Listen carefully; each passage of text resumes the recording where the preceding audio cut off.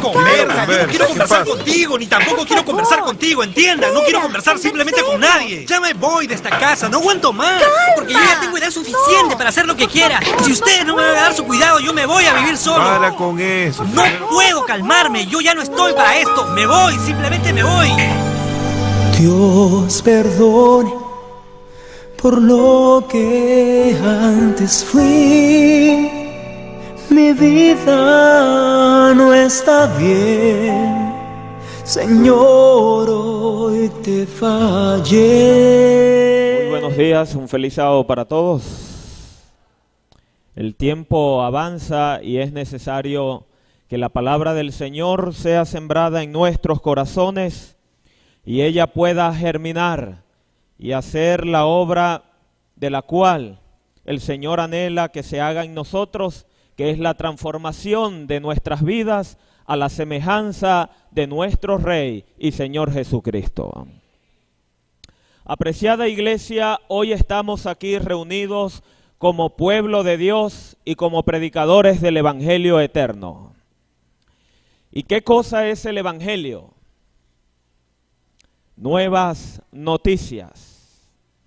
Y nosotros como iglesia hemos sido llamados por el Señor Jesucristo con la finalidad y el propósito de cumplir con la gran misión encomendada por nuestro Salvador cuando dijo antes de despedirse: "Y por todo el mundo y predicad este evangelio eterno a toda nación, tribu, pueblo y lengua, bautizándolos en el nombre del Padre, del Hijo y del Espíritu Santo". Y el Señor, para sellar ese mandato, nos da la bendita esperanza con sus palabras cuando nos expresa: "Y yo os prometo que estaré con vosotros todos los días hasta el fin del mundo". Por lo tanto, apreciados hermanos, no estamos solos. No estamos solos en este mundo. La iglesia no transita ni camina abandonada, aunque con problemas y adversidades el Señor conduce a esta iglesia y la llevará a puerto seguro. ¿Qué será necesario que alguien predique el evangelio? ¿Por qué será necesario anunciar esperanza? ¿Por qué será necesario proclamar buenas noticias? Porque buenas noticias es proclamar palabras de esperanza.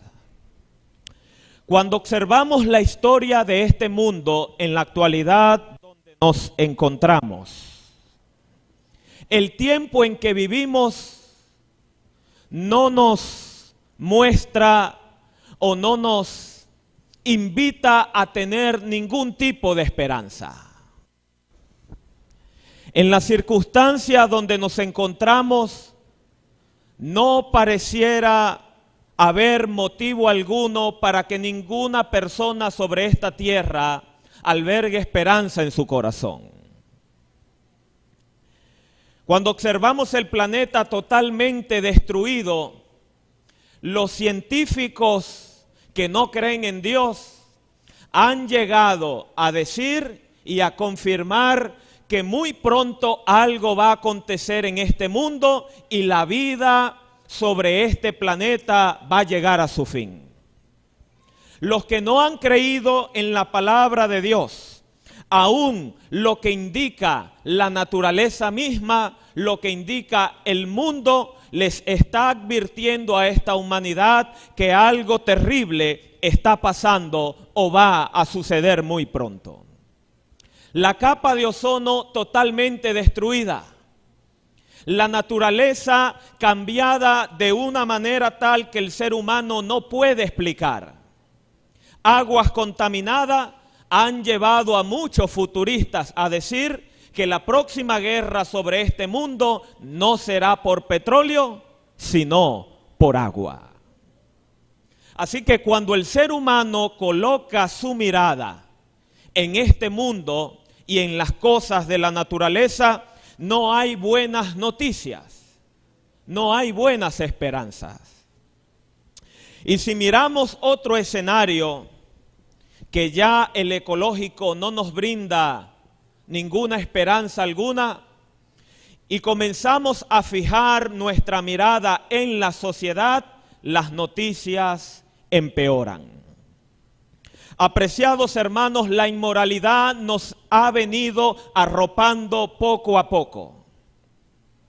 Los valores ahora que tanto costaron en el pasado son puestos como algo relativo. Lo que es bueno para ti le puede parecer a otro malo. Y lo que tanto le costó a las personas de tercera edad levantar con esfuerzo, ahora vemos a la juventud y a toda la humanidad hundida en la inmoralidad de tal modo que nadie puede señalar lo que es bueno y lo que es malo. Matrimonios homosexuales, lujuria, cambios en la sociedad. Y lo que es peor y lo que nos ha pasado es que nos hemos acostumbrado al mal poco a poco y hemos perdido la sensibilidad de las cosas que Dios nos está llamando a que nosotros prestemos atención. Crimen, violencia, narcotráfico es el día a día de nuestra humanidad. Violencia por doquier, mortandad, nos indican que algo en este mundo va a acontecer. Así que cuando el ser humano no encuentra esperanza ni en el mundo natural, ni en la sociedad, entonces queda solamente un escenario en que el mundo busca encontrar esperanza. Y ese escenario es el religioso. Y cuando miramos la religión como algo que puede brindar un suspiro de esperanza, cuando el mundo busca a los religiosos para que le pueda brindar algo diferente, las noticias tampoco son mejores. Los seres humanos, apreciados hermanos, ven dentro de los religiosos conflictos como los hay afuera. Dentro de los llamados cristianos hay malos entendidos, codicia, envidia, peleas, chisme, orgullo, ambición de poder, hogares fracturados por el divorcio, personas totalmente lejos de lo que dicen tener. Y lo más triste es que los religiosos se han convertido en momias vivientes y caminantes, decir que tienen algo que dar, pero sus vidas no dan eficacia de ella. Se cumple con tristeza lo que el apóstol Pablo dijo: tendrán apariencia de piedad, pero negarán la eficacia de ella. Los peores crímenes cometidos sobre esta tierra han sido protagonizados, promovidos y aún financiados por los llamados así religiosos. Y entonces la humanidad se hace la pregunta: si no hay esperanza en el mundo natural, si no hay esperanza en el mismo hombre, ni aún en los religiosos, entonces llega la pregunta: ¿qué es el Evangelio? ¿Qué son buenas noticias? La verdad, apreciados hermanos, que nos hemos venido acostumbrando y anestesiando a nosotros mismos, que en algún momento Dios abrirá los cielos y descenderá el Espíritu Santo sobre nuestras iglesias y nos convertirá en genuinos cristianos en un abrir y cerrar de ojos. Pero la verdad es que eso no va a suceder así. La realidad bíblica es que no va a pasar que un ángel descenderá y con una varita mágica nos transformará de la noche a la mañana en cristianos victoriosos. Ese es un falso evangelio. Sin embargo, a pesar de todas estas cosas grises que podemos ver y escuchar, Dios tiene un mensaje de esperanza para esta iglesia en esta mañana. Y uno de los libros que habla sumamente del Evangelio y que me gusta mucho porque dedica bastante tiempo a este tema del Evangelio es el libro del profeta Isaías. Los estudiosos lo llaman el profeta evangélico. Los estudiosos lo llaman el profeta mesiánico porque dedicó bastante tiempo para hablar de lo que significa el Evangelio. Y los invito allí a buscar en Isaías capítulo 58, lo que fue nuestra lectura bíblica en el verso 11 y 12.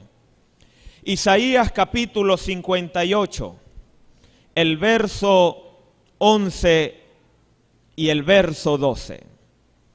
La palabra del Señor dice en el verso 11, Jehová te pastoreará siempre, y en la sequía saciará tu alma, y dará vigor a tus huesos, y serás como huerto de riego, y como manantial de aguas, cuyas aguas nunca faltarán. Las extraordinarias palabras de este verso nos indican o se pueden resumir, querida iglesia, Jehová es nuestro pastor. Y Él promete pastorearnos, Él promete guiarnos. Y cuando colocamos nuestra mirada sobre algunas personas, nos damos cuenta que sus actos indican que no hay nadie que los guíe. Hay jóvenes y adultos en esta sociedad que viven desorientados, no tienen una meta definida. No saben cuál es el propósito con el cual el Señor los ha colocado en esta tierra. Viven deambulando y pensando qué harán con sus vidas. No tienen metas definidas. No hay una misión. No hay un propósito para ellos. Y sus vidas deambulan por allí como alguien que no tiene rumbo definido. Si en esta mañana yo estoy hablando a alguien que en algún momento se encuentra sin dirección alguna, el verso 11 nos indica que quien nos va a guiar, quien nos va a conducir, es nuestro pastor, y nuestro pastor se llama Cristo Jesús. Jehová promete pastorearte, Jehová promete guiarte, y el Señor promete dar sentido y realidad oportuna a lo que tú no ves. El Señor quiere ser nuestro pastor. Pero el verso no termina allí, sino que continúa diciendo, y en las sequías saciará tu alma. Lógicamente aquí no se está hablando de una sequía producida por un verano. Está hablando de una sequía espiritual. Está hablando de una necesidad de propósito. Muchas personas tienen necesidades internas y eso lo podemos ver reflejado porque las oficinas de los psiquiatras y de los psicólogos abundan. La humanidad muestra directa e indirectamente que hay algo que el ser humano no puede llenar. Hay algo que las cisternas humanas no han podido satisfacer nuestras almas. Pues en esta mañana, no simplemente el Señor promete pastorearte, pastorearnos, darnos sentido, sino que de Él emana el agua de vida eterna. De Jesucristo emana la esencia por la cual nosotros estamos aquí. Si no hay necesidad, si no hay un sentido de propósito, Jesús en esta mañana saciará nuestra alma y hará que lo seco que haya dentro de nosotros pueda reverdecer y dar frutos para su honra y su gloria. ¿Te encuentras vacío? ¿Te encuentras seco? El Señor promete a través de su palabra hacer de nosotros, hacer de las sequías de nuestra alma que emanen fuentes de agua de vida eterna. Y termina el verso diciendo: y Él promete dar vigor a nuestros huesos, y serás como huerto de riego y como manantial de aguas, cuyas aguas nunca faltan. El Señor no solamente promete saciar nuestra alma, Él desea que esta iglesia, Él desea que tu vida pueda ser una fuente de bendición para los demás. Dios anhela restaurarte, Dios anhela guiarte, pero después que el Señor te restaure y te guíe, Él desea que nos convirtamos en este mundo de oscuridad, fuente de bendición para muchas personas que necesitan saber de Cristo Jesús. Yo no sé si ustedes han tenido la oportunidad de estudiar todo el libro de Isaías, pero Isaías repite muchas palabras como restaurar, levantar, reconstruir, edificar. Y en el verso 12 dice: y los tuyos edificarán las ruinas antiguas, los cimientos de generación y generación levantarás, y serás llamado reparador de portillo, restaurador de calzadas para habitar. Apreciada familia, Dios ha escogido a esta iglesia para que sea fuente de bendición en este mundo. Dios te ha llamado con el propósito para que tú puedas restaurar vidas, para que tú puedas levantar, para que tú puedas edificar, para que tú puedas simplemente reconstruir vidas destruidas, porque Jesús nos ha reconstruido, Jesús nos ha transformado y Él nos hará capaces de reconstruir a este mundo para su honra y su gloria. Y apreciados, allí en Isaías capítulo 61, vuelve el autor con la intención de mostrarnos lo que el Señor quiere. Cuando Isaías escribió su libro fue a mediados del siglo VIII antes de Cristo. La condición espiritual del pueblo de Israel era totalmente degradante. Pero la condición económica del pueblo de Israel era abundante. Tenían buenas posesiones, tenían todas las comodidades habidas y por haber. Pero la condición espiritual de sus vidas iba en decadencia y en pobreza. Isaías, entendiendo esto, allí en Isaías capítulo 61, muestra lo que Dios está dispuesto a hacer para aquel que necesita ser restaurado. Isaías capítulo 61, el verso 1 dice: el Espíritu de Jehová el Señor está sobre mí, porque me ungió Jehová, me ha enviado a predicar buenas nuevas a los abatidos, a vendar a los quebrantados de corazón, a publicar libertad a los cautivos y a los presos apertura de la cárcel. Verso 2. A proclamar el año de la buena voluntad de Jehová y el día de venganza del Dios nuestro.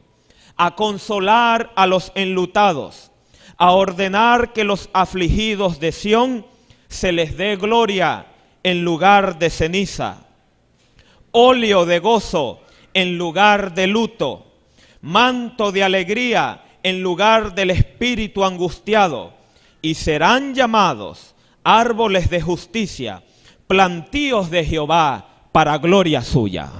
Y fíjense lo que dice el verso 4, Isaías vuelve sobre reedificar.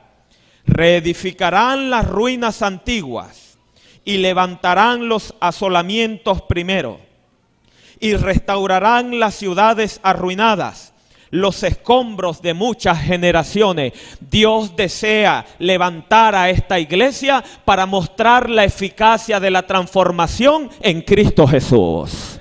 Y para que eso sea una realidad, nuestras vidas destruidas, secas, nuestras vidas totalmente áridas serán transformadas cuando Jesús, el Evangelio eterno, viva en nuestras vidas. Un sábado, como hoy, pasó algo interesante, como hoy también va a suceder, para bien o para mal. En San Lucas capítulo 4, era un sábado. San Lucas capítulo 4, verso 16. Encontramos algo interesante. San Lucas 4:16.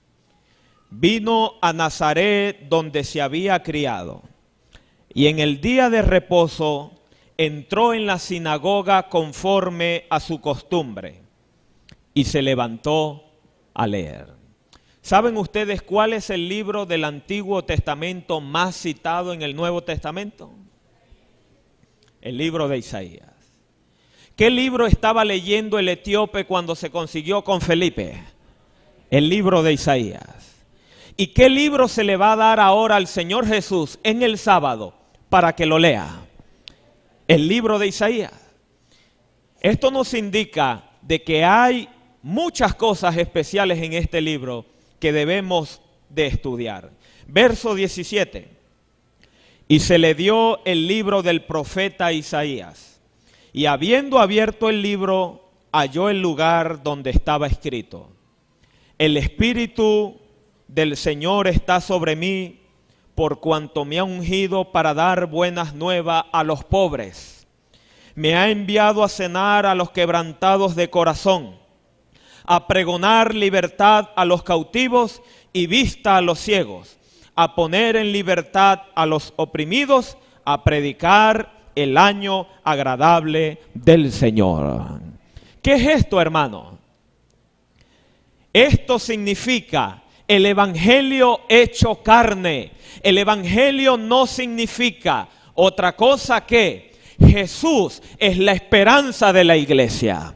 Jesús es la transformación tuya y mía. Jesús es el tema en el cual la iglesia debe permear a este mundo. Jesús es nuestra esperanza. Jesús es nuestra transformación. Jesús es el Evangelio hecho carne.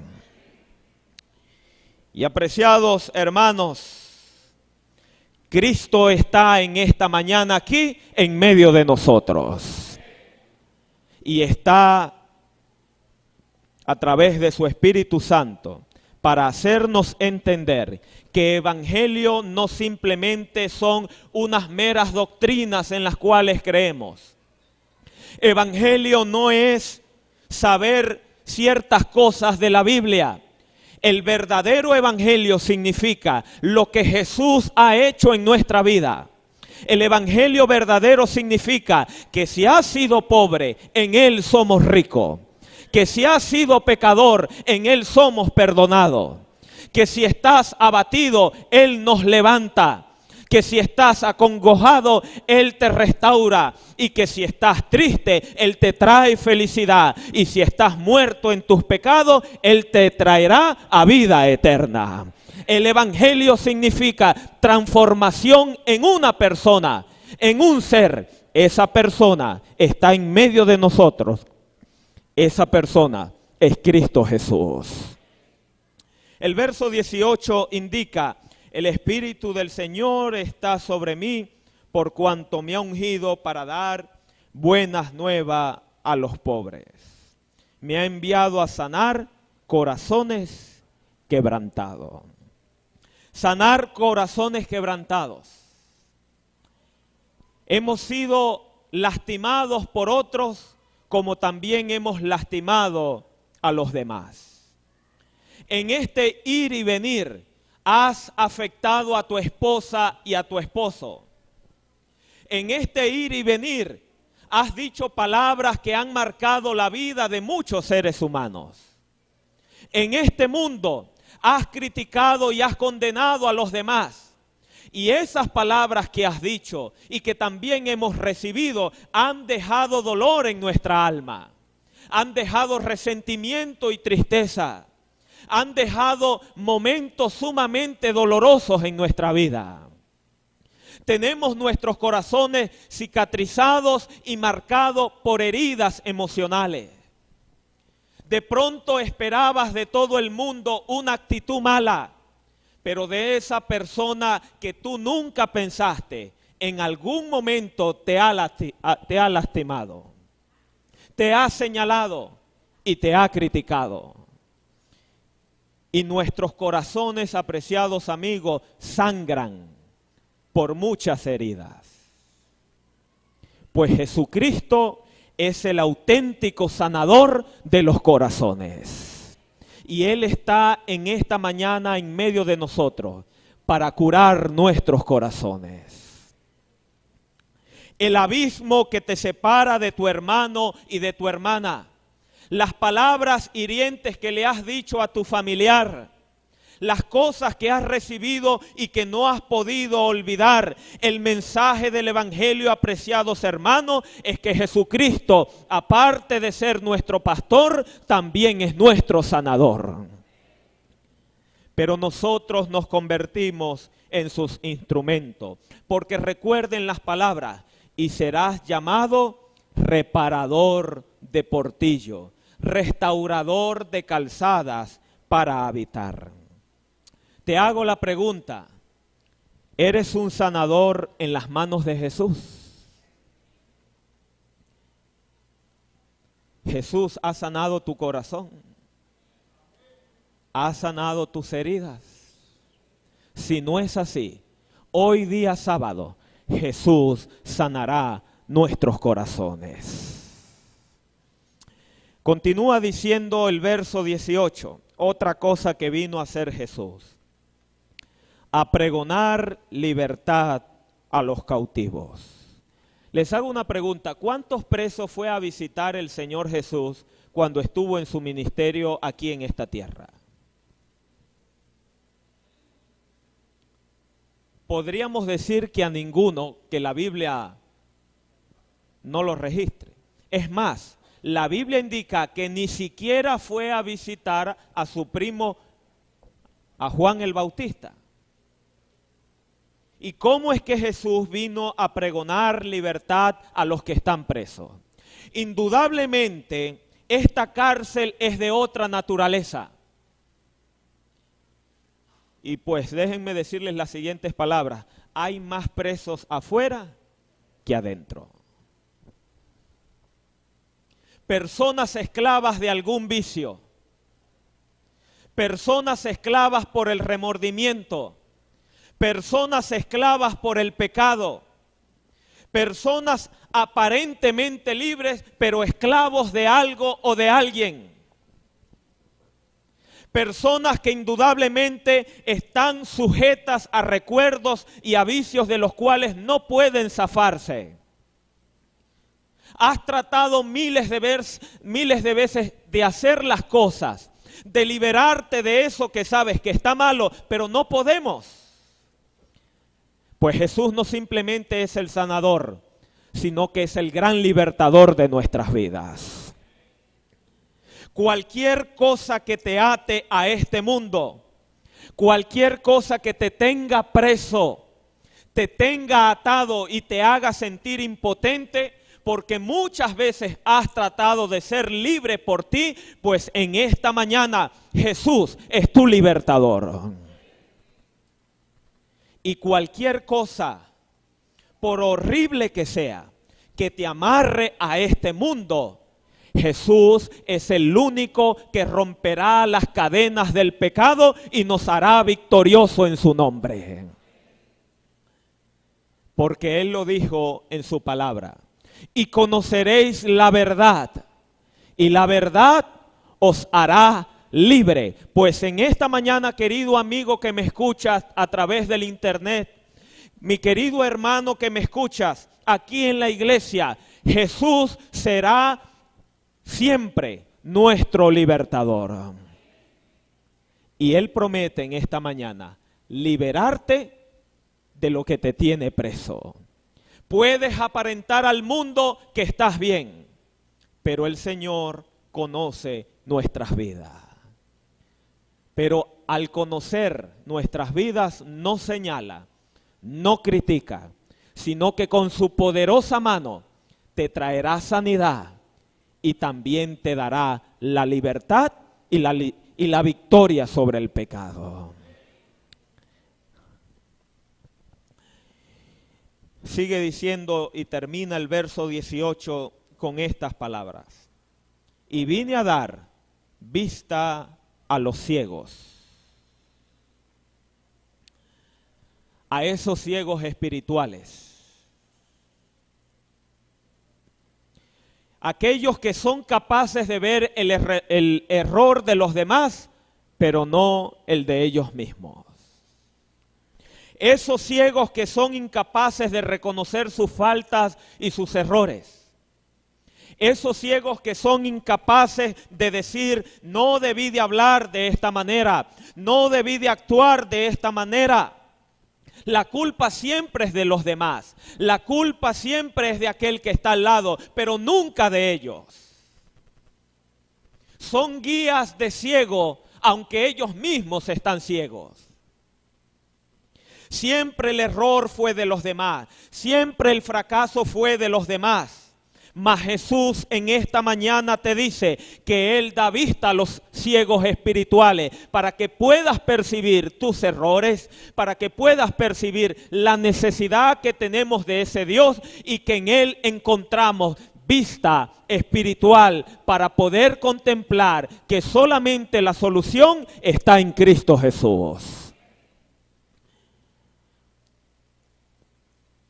Apreciados hermanos, llega la pregunta con que vamos a finalizar y con la misma que iniciamos. Entonces, ¿qué es el Evangelio? ¿Por qué ha fracasado la religión? ¿Por qué se nos señala como momias vivientes a muchos de los religiosos? ¿Por qué Jesús no ha venido? Si hay peleas entre nosotros, si hay incapacidad de perdonar entre nosotros, ¿cómo podremos ir a sanar a ese mundo que está herido allá afuera? Y serás llamado reparador de portillo, restaurador de calzadas para habitar. Querido hermano, ¿Jehová te ha restaurado? ¿El Señor ha sanado tus heridas? ¿El Señor ha saciado tu alma? Sí, pastor, tiene que haber un antes y un después. Porque cuando el Señor transforma y cambia, lo hace bien. Como dijo el apóstol Pablo, así como eras vosotros antes, pero ahora en Cristo somos una nueva criatura.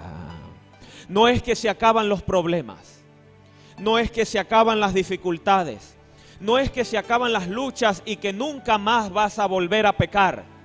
Lo que sucede es que hay una nueva manera, y es la manera de Cristo Jesús.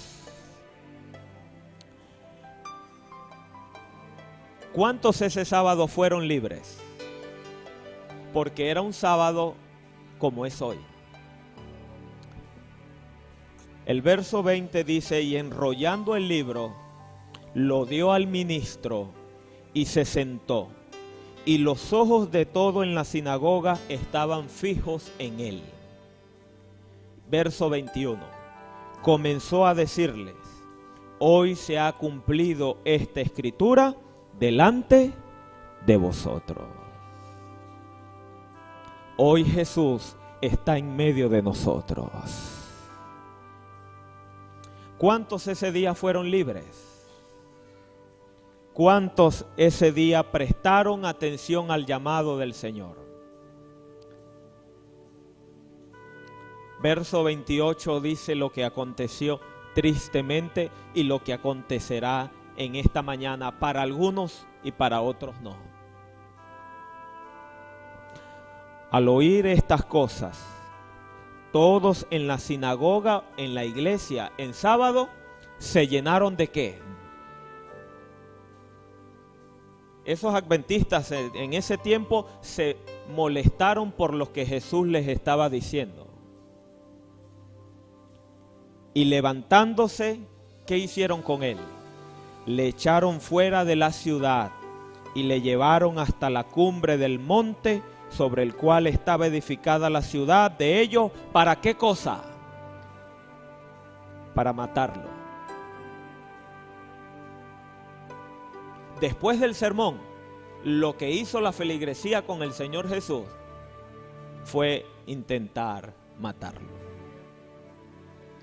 Estaba el evangelio hecho carne allí, pero quisieron matarlo. En esta mañana, al salir de este lugar, habrán dos resultados según la Biblia. Al salir de este lugar, serás liberado, serás transformado, serás pastoreado y serás restaurado si se lo permites a Cristo Jesús.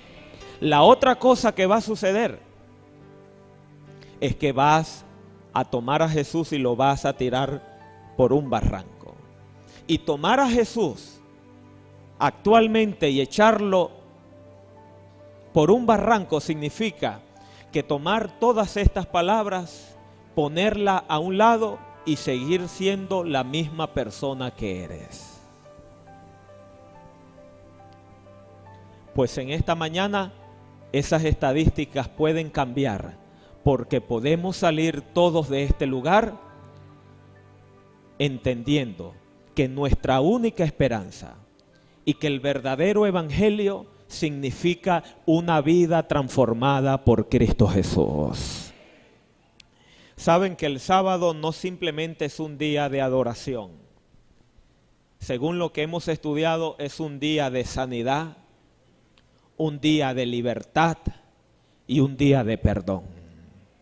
Pues en esta mañana el Señor te ofrece la libertad, la sanidad y la victoria sobre el pecado. Quiera Dios que cada uno de nosotros al salir de este lugar llevemos el mensaje de Cristo en nuestros corazones y Él germine para vida eterna. Necesitamos ser una nueva iglesia con las mismas doctrinas, con nuestros mismos principios, pero nuevos en Cristo Jesús. Apreciados hermanos, el Señor ha marcado el camino. El Espíritu Santo está mudado con nosotros desde el año 31. Se trajo todas sus maletas y vive y reina con esta iglesia y la llevará a puerto seguro.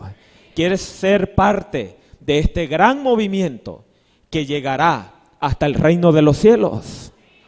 Pues seamos fuente de bendición para los demás. Que Dios les bendiga.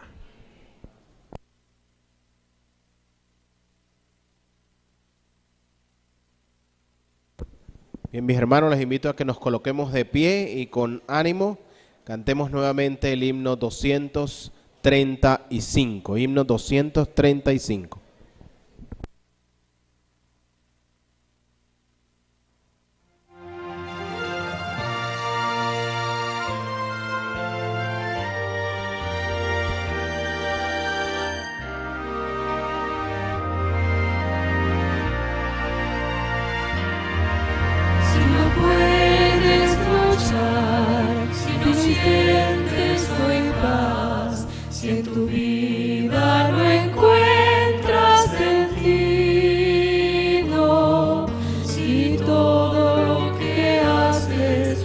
Parece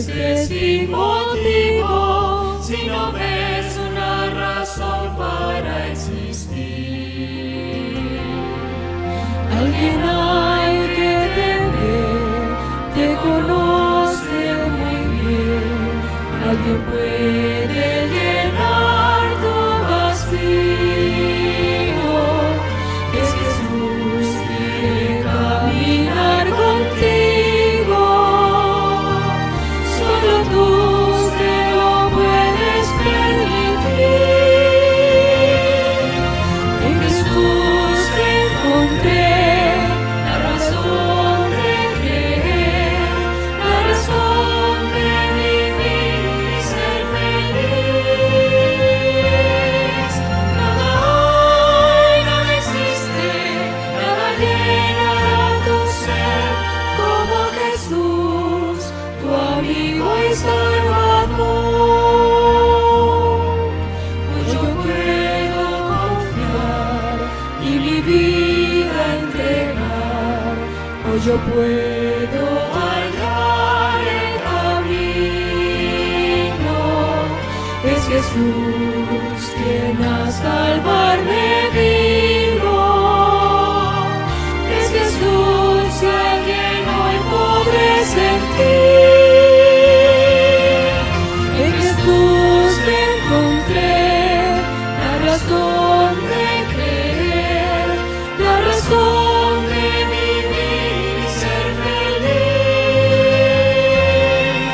Nada hay, nada existe, nada llenará tu ser como Jesús, tu amigo y Salvador. Vive en Jesús, te doy mi corazón.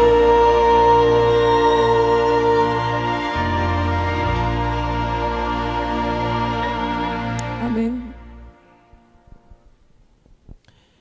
Cariñoso Padre Celestial, indudablemente a través de tu palabra quedamos desnudos y se muestra la gran necesidad que tenemos diariamente de Cristo Jesús. Hay en nuestras vidas cicatrices de las cuales todavía sangran. Hay en nuestra vida mucho dolor, resentimiento y orgullo. Hay en nuestra vida, Señor, tantas cosas que impiden hacer la obra que tú tanto anhelas en nuestras vidas. Pero también, así como conocemos nuestra incapacidad humana, conocemos que hay transformación y cambio en Cristo Jesús. Anhelamos que en este día, tu día santo, tú nos puedas sanar, tú nos puedas restaurar y tú nos puedas hacer nuevos en Cristo Jesús. Haz de esta iglesia, Señor, una fuente de bendición en este mundo de oscuridad. Haz de cada uno de nosotros sermones vivientes que indiquen al mundo que el Evangelio no es mera palabra, sino que es transformación para vida eterna en Cristo Jesús.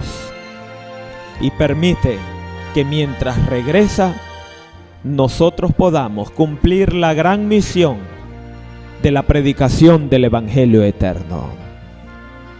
Danos de tu bendición en este día, Señor. Danos de tu gracia y permite que nuestros hijos, nuestras esposas, nuestros familiares y todo lo que tenga que ver con nosotros pueda ser transformados por tu Espíritu Santo. Que nuestras palabras y acciones en este día vayan en armonía con las horas sagradas de tu día, Señor, y podamos gozarnos muy pronto cuando vengas por segunda vez y darte la honra y la gloria por los siglos de los siglos. Llévanos con tu bendición, con la seguridad de tu presencia, con la confirmación del perdón de nuestros pecados, pero con la certeza de que somos vencedores en Cristo Jesús. Lo pedimos en el poderoso nombre de Jesús. Amén. Amén. Pueden sentar.